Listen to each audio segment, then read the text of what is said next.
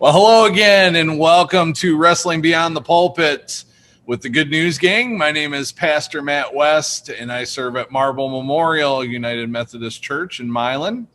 And I am joined again by my tag team partners, Pastor Matt Osborne from Ishpeming Wesley, Pastor Jackie Ranieri from Clare UMC, Pastor Kim Metzer from Hope UMC in Hastings, and last but not least, Pastor Curtis Clark from Marysville UMC. Yes, we are back for another week, another episode of Wrestling with Whatever is on Our Minds, and a topic that we don't get to necessarily get time to spend talking about on Sunday mornings. So we are glad that you've joined us once again, and we hope you are continuing to enjoy what we're bringing you. And thank you for all of your support and prayers for what we're trying to do. And it's crazy because, this it's been about a year since we started this nonsense. It was a year today that we did our first online worship services because the churches were closed. And then it was, about a couple weeks when we actually gathered together and put on a Monday, Thursday service, if you guys remember. That's right. Yeah. Yeah. So crazy to think that it's been a year already, isn't it? Mm-hmm. Well, let's not waste any time because I think that offers a good segue for Pastor Kim, who's bringing us our topic this week. So I'll hand it off to her. Thank you. Thank you very much. And I will have to give credit to Curtis because I was blanking on a topic, although I don't know why I should have, because this is a great topic, suggested that we talk about this crazy anniversary. Because it has been a year, and I remember that Sunday so well, and of course it popped up in my Facebook memories today, and just the uncertainty of walking into a silent building by myself and going to put on what I didn't exactly know. So it's been a year, and my birthday is March 12th. My birthday last year was the last quote unquote normal day that we had in 2020. And so now I've come to think, starting this year, I come to think of my birthday as a New Year's Eve, if you will. So I'm anxious to see what 2021 will bring as far as new things. So I'm starting to treat it like and start of a new year, because 2020 started out really well. We married off our third daughter. We went on a great cruise. It just started out so wonderful, and then bam, down it went.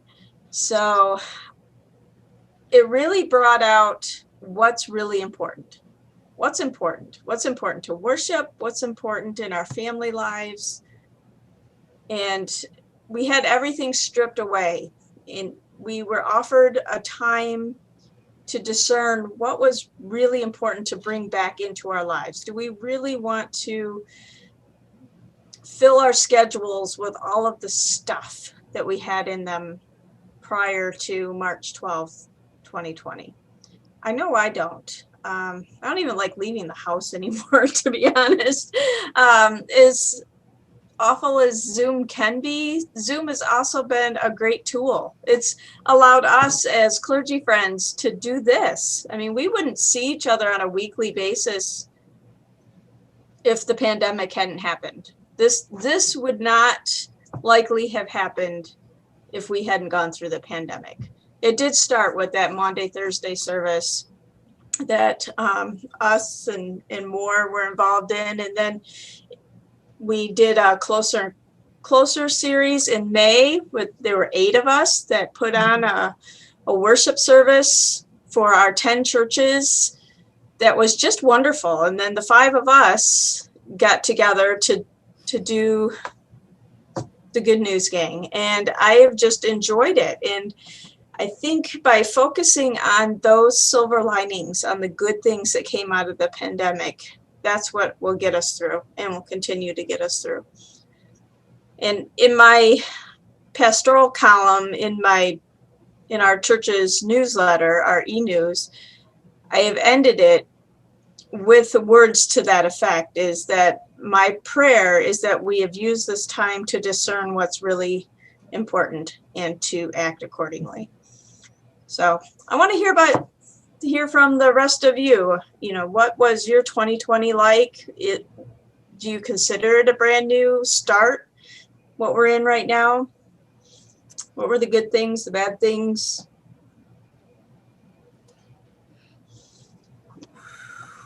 Ooh. Well, we all certainly had to learn a new set of skills, because none of us really did any video editing before. You learned real quick.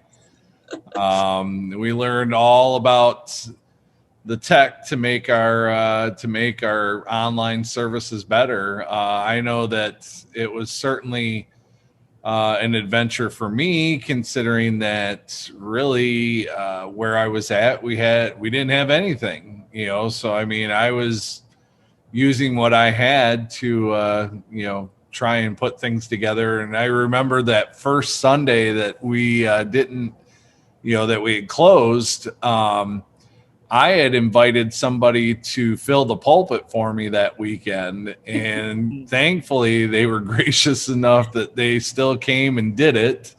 Wow.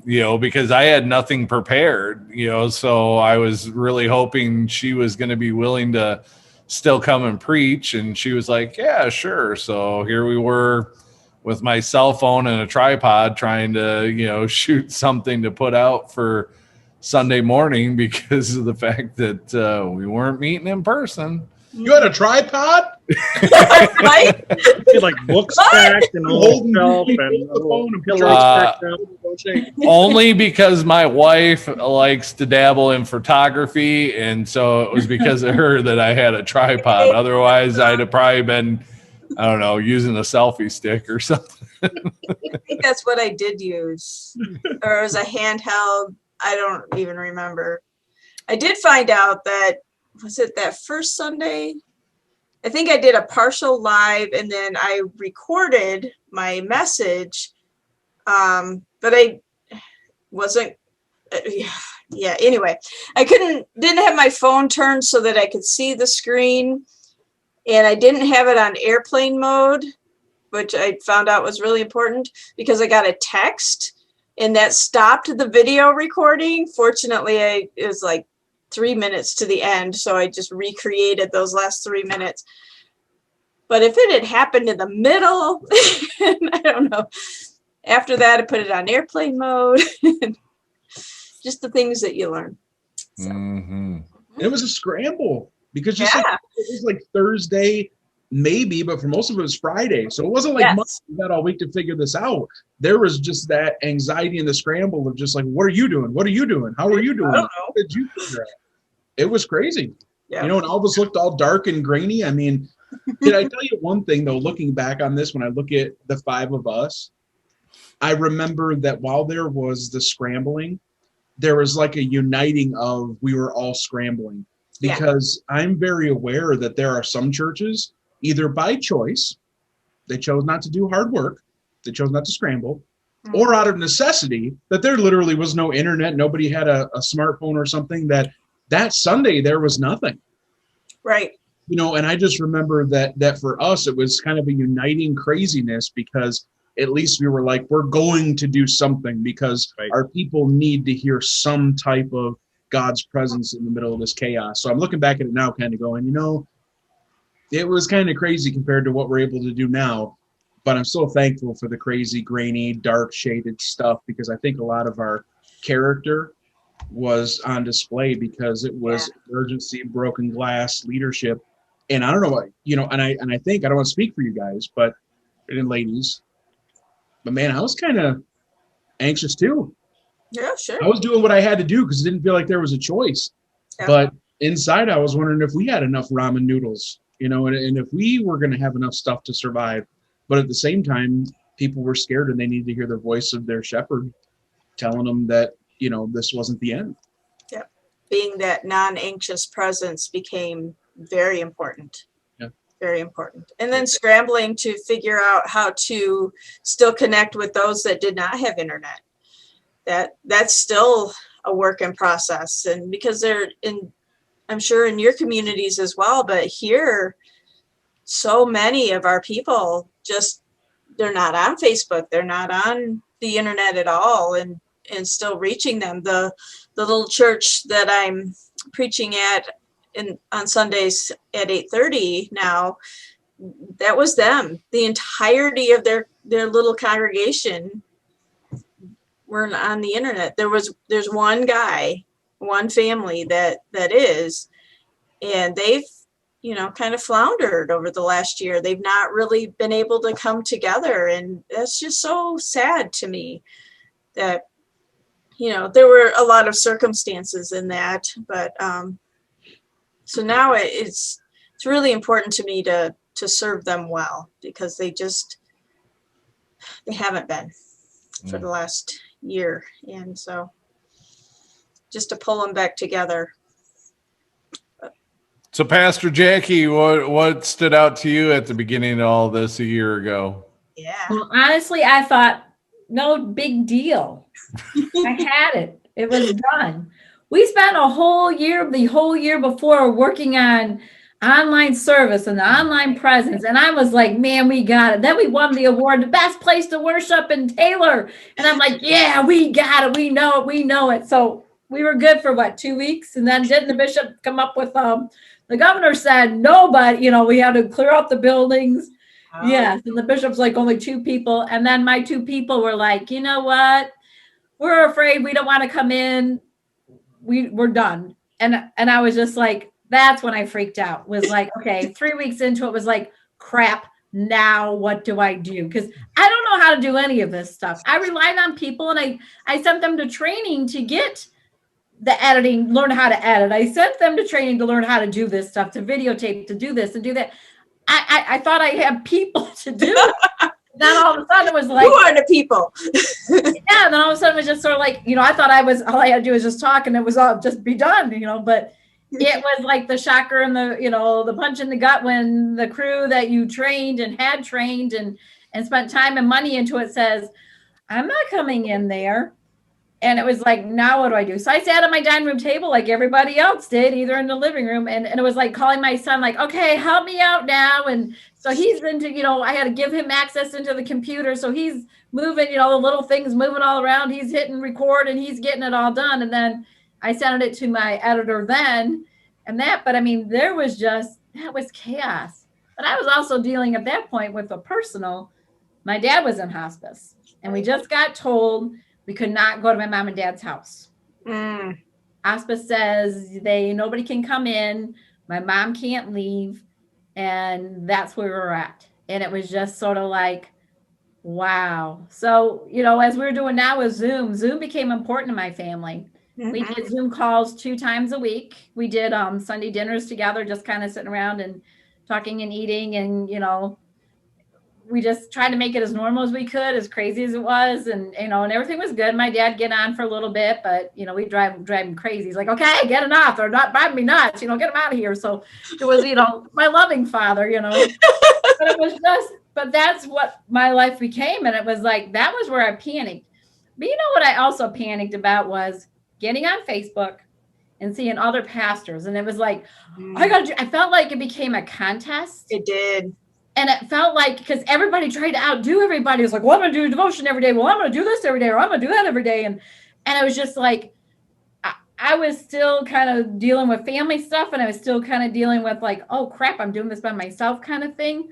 And it's like, how am I going to do this? And who's going to want to see me? And it was just, I had a hard time. I mean, I really had to be talked down a little bit because I was going into anxiety attack because it was stressful. Because I didn't, what do I have to offer? What's my gimmick going to be? What am I going to, what do I do? And it became very stressful in that. Yeah, I would concur because it felt like, trying to keep up with the Joneses, having come from a larger church and then serving in a small one, like I was trying to replicate, or in some way wanting to replicate what my home church was doing, and then having to like take a step back and be like, okay, that's not realistic. And of course, one of the memories that was going through my mind too, as we've been talking, the church I was serving, the board had met on Thursday. And so here I was on Friday getting ready to send out to the congregation, an email telling them like what our plan was. And then the bishop's message came through and it was like, yep. Throw that away. Yeah, so much for that. Okay, glad I spent all that time on that.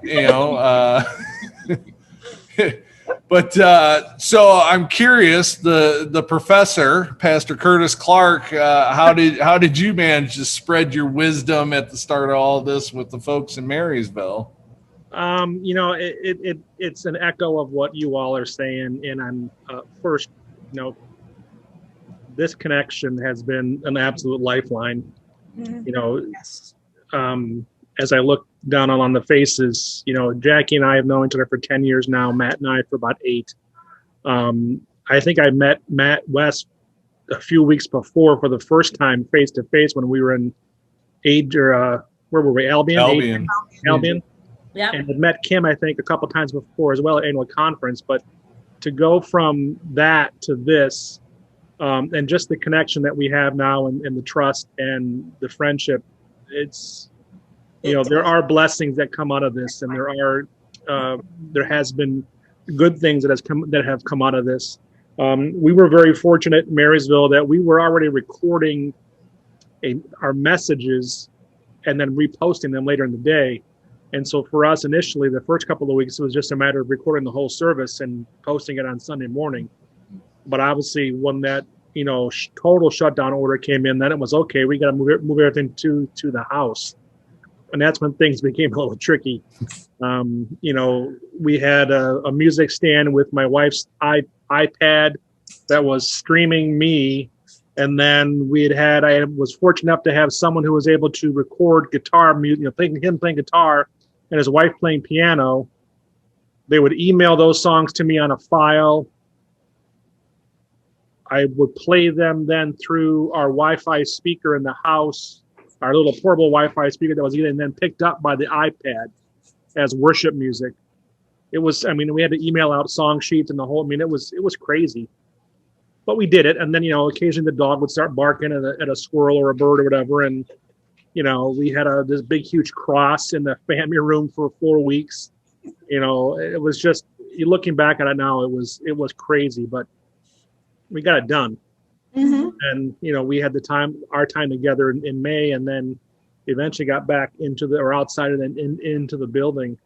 But, seeing some of these initial Facebook memories pop up right now this week, there was just so much unknown. We, like Jackie said, we all thought it was going to be a few weeks. I think some of my videos were like, yeah, we'll be back in a couple of weeks. Yeah. Don't worry about this. We got this, And we all saw those gifts of the preacher coming down the aisle like on that first Sunday back, and we didn't know it was going to be 4 months, Right. 5 months, Yeah. before that happened, and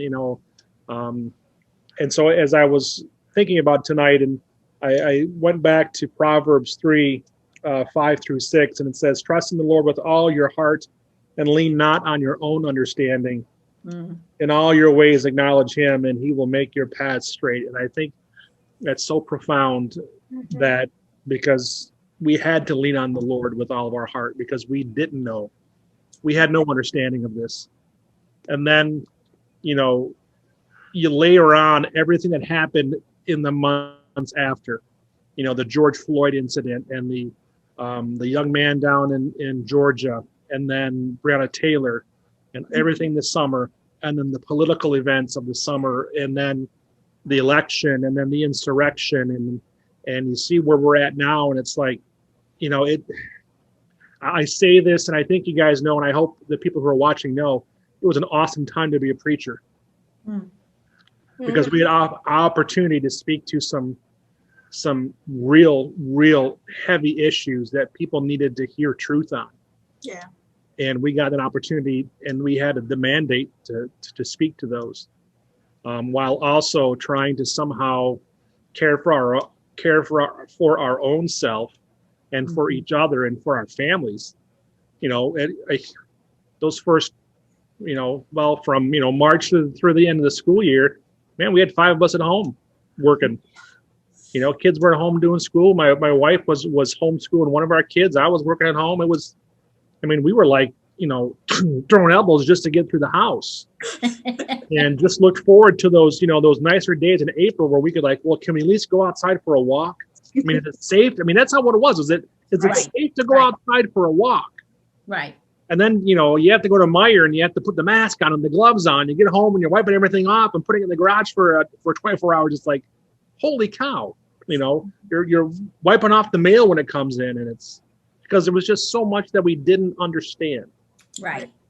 But to see where we're at now, Matt and I were on a call earlier today with a colleague who's doing a project for his doctorate about, about church revitalization and what do you look for and things like that. And, coming out of this, we had a colleague or a professor who reminded us, never waste a crisis. And we talked about and I think we've all had those opportunities in our churches to work on things either from a discipleship point of view, of a facilities point of view, or just a personal spirit point of view, to not waste this time. And I remember Matt Osborne and I just talking initially in the very, very early days of this. We kept saying we just want to lead well through this. Right.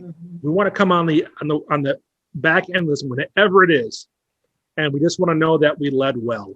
Right. And I think as I look at all you guys, you've all have led well. And from the time I got to Hope, it's been almost 4 years now. So often I've preached on how Hope Church is not the building. It's not the building where we are. It's us. We are the church. And that has never been made more clear than in the past year. Right. We could not gather in the building. We could not be Hope Church in our building. We had to be Hope Church out in our community. And that was life-giving to be able to say, see, this is what I mean. We're not designed to just be Hope Church on Sunday morning at 10:30. We're to be Hope Church wherever we are. And I preached on exactly that just this past week. And it's really just brought things to the forefront that we've talked about for years, but really didn't have to think about, didn't have to put any activity behind it. Our church hosts a homeless shelter, and we had 3 families living in our building for 3 months at the beginning.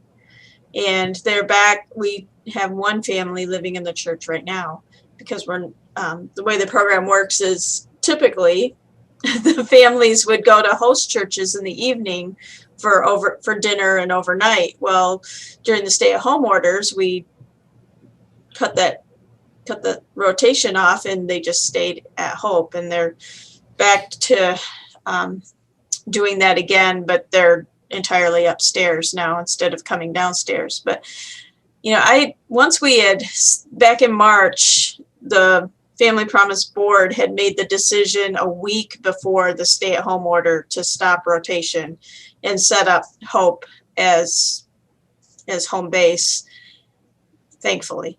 But once we had the rooms set up as bedrooms and dining room tables outside their rooms for dining, and I just stood on the stage looking across at that, and who would have thought when the congregation moved to that site nearly 40 years ago, that part of the building would be used as a homeless shelter and shelter families who had no home for 3 months. I mean, is there a better way to be in ministry? I mean, we were still meeting as a church in that moment by providing that space for the families. And it just blows me away that we were able to do that. Pastor Matt, I'm just curious, what was it like being in the Upper Peninsula? I mean, did it make it harder? Did it make you feel more distant than you already might have felt prior to, or what? But can you speak to that a little bit? Sure. Yeah. Well, and not being a born Youper, right? This is kind of being adopted in, is the isolation. That's part of the culture here. Anyway, I sort of think, and I say this with all respect if possible, I think if the Upper Peninsula could, make itself an independent, peninsula from Michigan in general, I think they would. I really do, because of their own culture, which is fine. So it's isolating anyway, almost by choice. But then when you couldn't go, see, because of the beginning, when there was kind of a hysteria, I was kind of going, well, you guys deal with your own thing, man, because the UP was kind of a haven, just because we're distancing anyway. We're in the middle of the big winter, but then people started to realize when they got that 6 week, 6 week of stay at home order, then people started coming to their cottage and vacation homes. And then all of a sudden, Michigan or the UP was keeping up in national numbers like with Detroit, because our hospital systems were overwhelmed because it wasn't meant to have a whole bunch of people, so it was interesting that we had an ebb and flow where you're like, this is a good place to be. The numbers are really low. And then you're like, wait, they don't have room for us. Yeah. If people keep getting sick, like they can't do anything, and because it's so scarce up here, it's not like downstate when they're like, hey, we'll open up, another building in Flint or Farmington Hills. It's just an empty old hospital that used to be a hospital. And that'll be the COVID wing. Nope. That's not here. That's not how it works. So it was definitely kind of isolating, because I think that there was still I heard some people and their families like, hey, their parents came to live with them, or they went to stay with their parents for that 6 weeks. And we couldn't, because there was such a distance, and even when you went to the doctors, as we started coming out of the thing, even your dentist office, even right now, will ask, have you gone out of the Upper Peninsula? Oh. So if I had to leave, I can't keep my appointment. Because of that exposure, because it's bringing all those kind of things. It's almost like it's crossing state lines, because the peninsula is such a different thing. So it was definitely ebb and flowish, for us to be able to do that. And also, like when Curtis said, the family in April were like, can we go out for a walk? And you're like, no, because there's still tons of snow and we got to wear our snow gear. So we weren't able to do that for 8 weeks after you did. It was really hard to be like, well, we're still inside, literally inside. It's too cold to go outside, and all that kind of stuff. So it was an interesting challenge. Yeah. Well, and then on top of everything, Pastor Jackie and myself, we got reappointed in the middle of all this. So, that certainly added a whole other dynamic to what we were doing. Right. Speak to that. Yeah. So how have you? How did you approach coming into a new appointment? Because when we're trained that when we come into a new appointment, there's kind of some, set things that we want to do. We want to meet, initially people in the church, and then engage people in the community, meet community leaders. How did you guys have to approach that with everything going on? Well, for me, I was fortunate enough to have a couple ladies that invited other ladies out for lunch. And this was the time we could eat outside. So we have a couple restaurants here in town that they had outside seating. We limited it to like 6 people. And it was like, so I was like having lunches probably 2 to 3 times a week, every week. You didn't have to buy a lot of groceries when you first got there. We went out,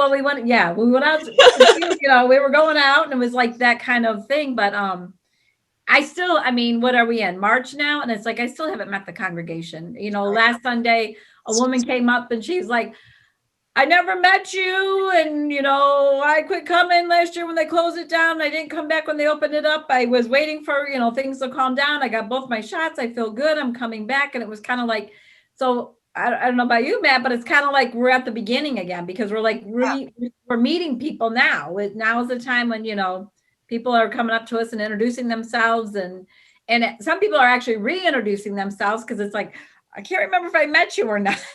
And I can only see you from Right, but I mean, they're like going, I can't remember if it was just Facebook I've been watching, or did I really meet you in person? You know, it was just, it's a fog, you know, we're in a fog, you know, like, have I come back to church since we've opened and that, but I have to say something before you talk, Mac, about, I think it was harder for the people for the second closing than the first closing. Yep. You know, like when we closed down, like in mid-November, when we closed down and we, you know, opened up again, but I think that was harder on the people. I got more, but again, I wasn't here the first time they closed down, but that second one was like, because it was around just before Advent started, and everyone was just like, oh, please don't take Advent away from us. Please don't take Advent away from us. And it was just that, like, we lost Easter, not Christmas, you know, and it was just, it was difficult. So I'll pass it to you now. Oh, I thank you. You're welcome. 1,000 thank yous. Yeah, I mean, it's been interesting because there are people I still haven't met in my congregation. I've seen names on the stuff we do on Facebook or what, but they might have a spouse that has a health issue, so they've stayed away to protect their family, or they just as a household have decided they don't feel comfortable. Even when I got here, we started worshiping outdoors. And so we were able to worship outdoors the entire summer, actually through the end of September. So we didn't even go back into the building until the beginning of October. And then it was about 2 weeks into the month, and then I had a 10-day stint in the hospital. And then when I got out and actually came back, it was like, I think I was there preaching 1 or 2 Sundays before we shut down again. So it's really been this roller coaster since I've arrived between the pandemic, my own health issue and everything else going on. It was certainly interesting. But the nice thing, you know, we've talked about, you know, the benefits of Zoom. The previous pastor invited me to be a part of some discussions and whatnot. So, I mean, I met some folks via Zoom prior to my arrival, or I'd sat in on a couple of different meetings. So I was able to meet, you know, some people. And then when I got here, you know, actually physically, you know, getting to see them, it helped because I already knew who they were. Through those meetings, you know, that was very helpful. And it also allowed me to have conversations, you know, with that previous pastor as well, where typically, you know, a lot of that interaction doesn't occur in a reappointment process. You know, it's just like, yep, good luck. And then, you know, that's it, you know, oh, well, thanks. And you know, show up sometimes and you're like, gosh, that would have been nice to know. But for some reason, even though we have all forms of communication open and available to us, it doesn't happen that much, where, you know, Zoom kind of opened the door, you know, for that possibility, you know, which did help make things a little bit easier coming in, not knowing what was going to happen or what we were going to do or be able to do. But yeah, it's, you know, it has certainly been weird in the fact that, you know, normally there's like a meet and greet when you arrive at a new church, and, you know, they decided to put that on hold, you know, just because we couldn't gather in large groups, even outdoors, that, you know, they were like, we'll wait, you know. And of course, I think they thought that would have came like in the fall or something. And then, you know, you know, we couldn't, you know, it didn't happen. But the one thing I will say, you know, I enjoyed worshiping outdoors this summer to the point where, like, I want to do it again. You know, I don't want it to be something where, like, oh, just because we can go in the building, like, let's go back in and, you know, lock ourselves in. Let's, you know, be open, because my church is right downtown. So, I mean, when people drive by on a Sunday morning, they're seeing all these people out in the front lawn worshiping, like, whoa, what's going on there? Right. You know, hopefully maybe they'll join us sometime. Opportunity. Well, you know, what you said is a really good segue, if I could take the story stick for a second, because it sort of bookends a little bit where, Kim, you started. And I think this is good for us as individuals anyway, to remember, right? I mean, that's what we do for communion and baptism. I mean, we remember the promises. So we have to remember where we were, right? To realize, when we feel like we're still in the midst of the pandemic, but we're still, it feels like we're starting to see some light at the end of the tunnel. Where a year ago you were like, I didn't even realize how long this tunnel was, let alone see the light. And is that really an oncoming train? I know, right? Yeah. So I say that because I'm thinking to myself, you said a kind of a key word that seems like it stuck out, was essential. We talked about essential workers. You talked about what was important. And I thought I had a forced opportunity to look at what I want as essential pieces of my life. Yeah. As a person, as a pastor, just taking it, I had no choice because the Lord sort of, made that choice, right? Like the situation made that choice, made me slow down, made me not able to do those things that had me running around like crazy and being overwhelmed. And there was a sense of peace that was forced on me, and so I'm thankful for that now, looking back on it, but it was a neat thing to approach now when I have choice. There are some things I still really want to do, but there are a lot of things that I'm not looking to pick back up. And there are a lot of things that weren't really essential that we were busy working with in the life of the church that we sort of get an excuse. Because if we would have asked, can we worship outside just because in the summer, most of our ad councils and decision makers, we would all freaked out and said, no, why are we doing that? But out of necessity, that was the only way. If worship was important, that was the only essential way we could do it. So by choice, we found out, wait, we can do this. Wait, we can survive without this. Wait, we do, can enjoy spending our time this way. We don't have to, do this activity all the time.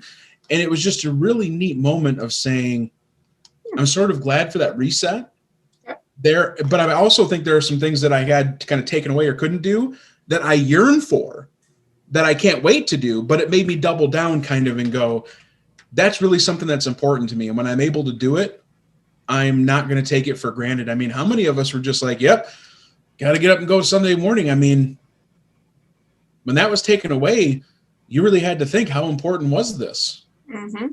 Well, I mean, and there were, I think from, the whole month of May, and I know for me, all of June and parts of November, I didn't work on Sunday morning. Yeah. You got out of the habit.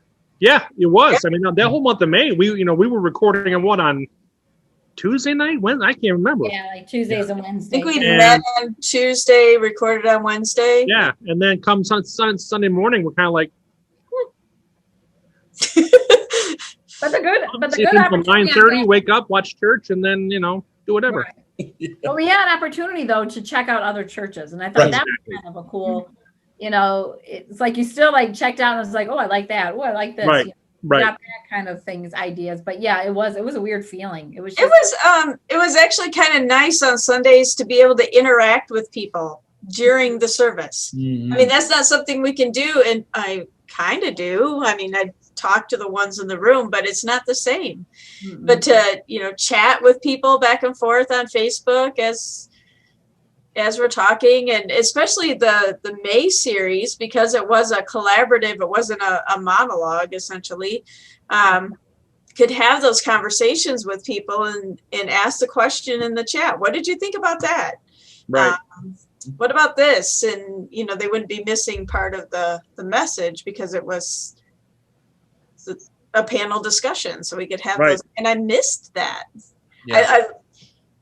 I don't like preaching to a camera because you just don't get that interaction, but I want both. I want to be able to do both, and that's why I'm not minding preaching at the little church at 8:30 on Sunday mornings, because it's a stereotypical little country church, and it's very intimate, and just they laugh at my jokes. It's great.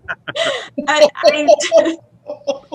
hope people don't, because they do, but it's just a new audience, and I'm just invigorated by it, and it's and they want to be there. I mean, why else would you be in church at 8:30 on a Sunday morning unless you want to be there? And there's just something great about that, to being in a room with people who want to be there. They just want to worship. That is the only reason they're there. All right, let's be honest for a minute with our audience.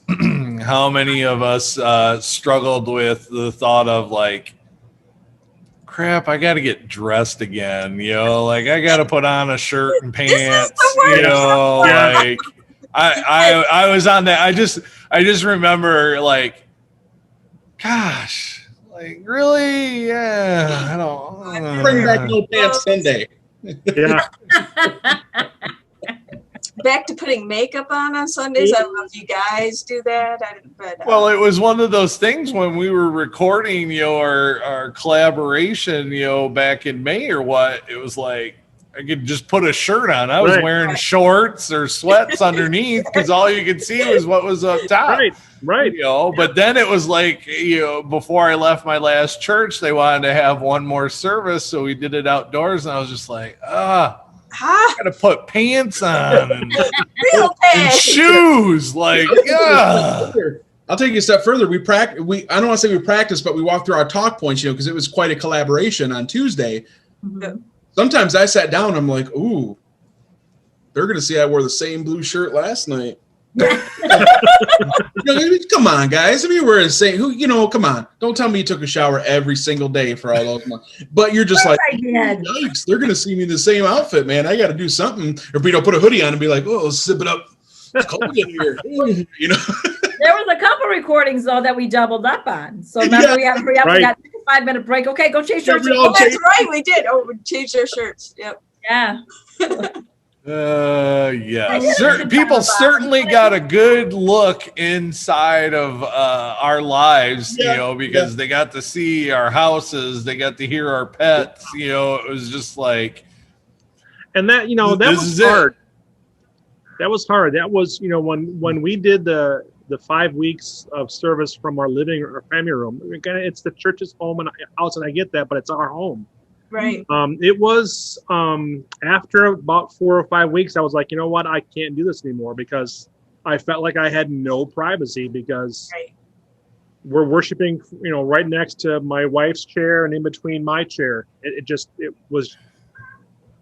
In those check-ins, it was everybody in the house be quiet because I'm recording at 2:00 in the afternoon. I don't care what you're doing. Put it down. Don't make noise. Yep. Yep. Or the multiple times having to maybe start over because, damn it, be quiet. Right. Or, having to tell, we had to tell, I think, so my daughter and Matt's daughter, they will sometimes video chat on Facebook Messenger for kids. And we had to tell them, hey, between, 10 and 11, don't Facebook Messenger, because we can't have that popping up during the middle of worship. I feel very fortunate that we're in a parsonage as well, and it's just Steve and I. So we're in this 4-bedroom with plus an office house, and that even felt small with just the two of us. But he uses a bedroom as an office. I use the office as an office, and so I feel very fortunate in that way. But it still was, we're empty nesters, but we're not used to that much togetherness. Which is funny because our youngest, once school was like done, he came and stayed with us at our parsonage because we had our home in Marshall still as well. And, so it was kind of nice having them there. Well, now since we've moved to Milan, like this is, we're empty nesters now. And of course, somebody had made a suggestion to us. They're like, well, have you guys ever thought about maybe being foster parents? And Melissa's like, no, because I'm enjoying being an empty nester. So she's like, That's not on my radar right now. Not in a pandemic, especially. Goodness. Yeah.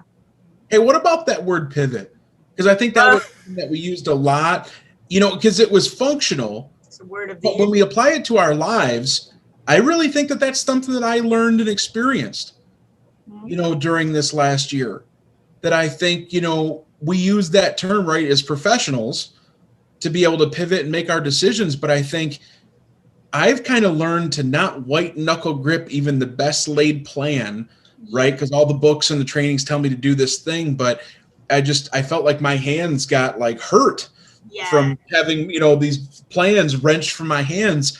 But I think even in his approach to not only being a pastor or being a disciple of Christ, but as being a husband, a father, a parent, a family member, it's really let me, okay, I don't necessarily like rolling with the punches. It's still frustrating, but I find myself doing it a little easier. Or I can see that something's changing and I don't try to stop it, I just kind of, all right, this is going to happen. I've lived through a year of just, okay, I can't do anything to slow it down. Just let the train go by. And right. You know what I mean? Not look too far going, oh man, that was my ride. And that was me. I'm a planner. I have a year at a glance planner. I've always been that way. When our kids were all at home, I had a color-coded desktop calendar that hung on the wall, and 5 kids, 2 school districts. Anyway, that's how we made things happen. And Christmas is my jam. And it's always, I shop throughout the year. I go to Aldi all the time and get the little things that throw in the stocking. And each kid has usually 3 gifts, and they're wrapped in their own paper, and the scrap of paper is in their stocking. And it's my thing. It's what I've done. Well, couldn't do that this year. I didn't go to Aldi. Steve did the majority of the shopping for the majority of the year because I tried to keep myself set apart for, when we were able to go back in person. I just didn't get out, and shopping didn't happen.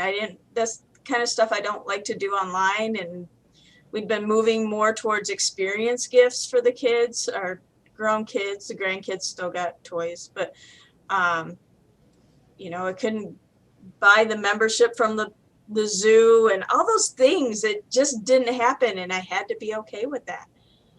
And, for the first time this year, we had all 5 kids in the state, and we would have been able to get together. We canceled our Thanksgiving get together because November, everything spiked.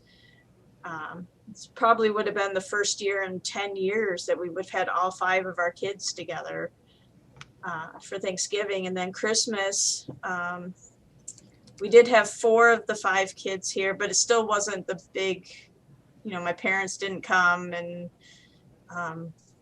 brothers didn't come. And one of our kids didn't come because they had just had a kid in June. And so they were trying to be careful of their interactions. So there was a lot of that control I had to give up and be okay with that. And I am okay with that. See the bigger picture. Yep. Well, my friends, we're drawing near the end of our time. I'm sure we could continue this discussion, or who knows, maybe down the road we can have a part 2 to it. But I want to offer the opportunity before we say farewell to give each of you a chance to share a final thought if you'd like to this evening. Okay. I'd say just keep trusting in the Lord. And, we're all in this together, and we'll all come through this together. So, and if to our fans out there, our followers, if there is something that you're wrestling with, we'd love to hear too. Throw us a topic, put it in the comment section of your whatever church you're on, or on our YouTube page. We'd love to kind of see what's going through your mind too. Yeah, absolutely. Anyone else? If last year's word was pivot, this year's word is persevere.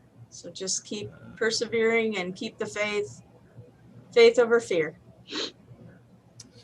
Well, a word that came to my mind as we were talking that I think we saw more and more as the year went and as we were trying to figure out our way was grace. Yes. A tremendous amount from our folks trying to, as we were, stressing out about trying to put out the best that we could, them being very, very nice, very understanding, and showing a lot of grace in what we were trying to do, knowing that we were all trying to put forth our best foot, and sometimes we came up short. But we're very appreciative, and thank everybody, for the amount of grace. And I think it goes beyond the church too. I think we've had to learn. With everything going on during this pandemic, to try and go beyond what we had before in terms of being, good neighbors and sharing more grace with each other than ever before, because we were all having to deal with this and it wasn't any fun, but yet we did what we needed to get through it, and we're still doing that. So Pastor Curtis's words ring true too, continue to trust in God and we will persevere. Da, da, da, da. Well, that I think is a good end to our discussion this week and another episode of Wrestling Beyond the Pulpit with the Good News Gang. I thank you all for joining us, and thank you to my tag team partners for gathering again for this discussion. So until next time, peace be with you.